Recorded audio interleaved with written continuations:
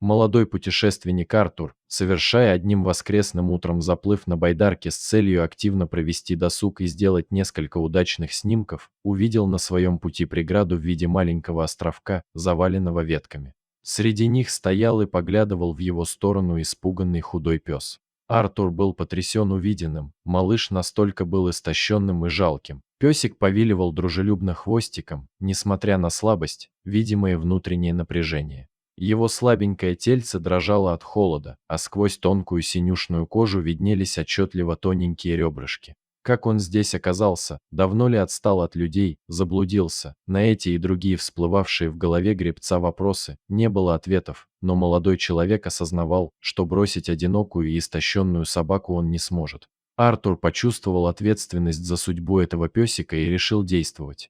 Позже, вспоминая эту историю, парень рассказывал родне, друзьям: «Мне казалось в тот момент, что от нахлынувшего волнения у меня вырвется сердце из груди».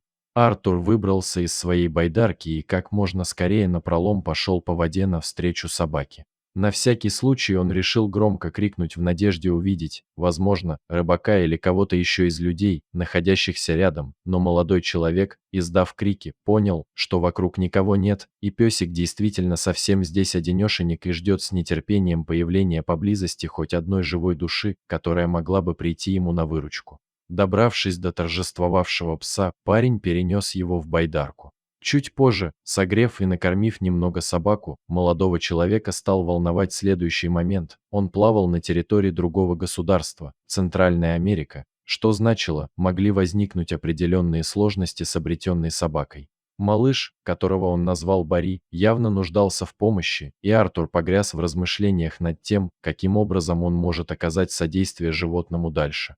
Спустя сутки парень должен был возвращаться обратно, но оставить бездомного пса он не имел права ввиду своих моральных устоев. И нашлись неравнодушные люди, которые стали активно помогать. Кто-то принес еще пищу, кто-то помог сопроводить Артура с песиком к ветеринару, чтобы потерявшуюся собачку мог осмотреть специалист. И вот спустя время Барри уже осматривала девушка-ветеринар, брала у него анализы и отмывала тело малыша от въевшейся грязи, обрабатывала шерсть от блох. К сожалению, спустя пару часов молодому человеку пришлось возвратиться в отель, а песик остался под контролем доктора. Ветеринар пообещала держать связь с Артуром и информировать парня о состоянии найденного животного. Анализы показали, что серьезных отклонений по части здоровья Барри нет, и Артур был рад этой и другим новостям, поступавшим регулярно от врача. Вот только одна мысль волновала фотографа. Пса некуда было деть, поэтому молодой человек был вынужден найти людей, согласившихся взять Барри на передержку. Юная особа по имени Мелани стала для песика приемной мамой на следующих 2 месяца. Она частенько отправляла Артуру видео и фото, чтобы тот знал, как живется его другу Барри. Вне всякого сомнения, подрастающий, набирающий активно вес пес, был счастлив, обласкан, у него была крыша над головой, теплая подстилка, еда и, что самое главное, забота и контакт с людьми. Он преобразился внешне, спрятались под жирок ребрышки, ушла испуганность во взгляде и даже ушки, которые раньше уныло свисали по сторонам, теперь торчком стояли на макушке. Спустя пару месяцев окрепший пес отправился к Артуру в Даллас, парень решил все-таки оставить себе пса и забрать его в свой дом. Долгожданная для фотографа встреча состоялась в аэропорту.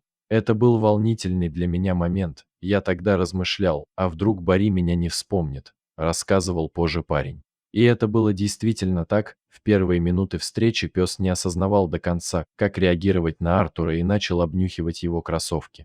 Но спустя пару минут Барри вскочил на задние лапки и стал весело прыгать, взад-вперед виляя хвостом.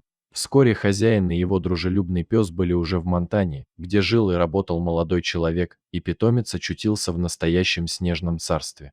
Это было невероятное зрелище, после жаркого Белиза оказаться вдруг совсем в ином месте, в зимней сказке, и пес от увиденного явно был в восторге. Артур неустанно повторяет, что встреча с его четвероногим другом – это судьбоносный момент, ведь они обрели друг друга совершенно случайно, а вот теперь не расстанутся никогда.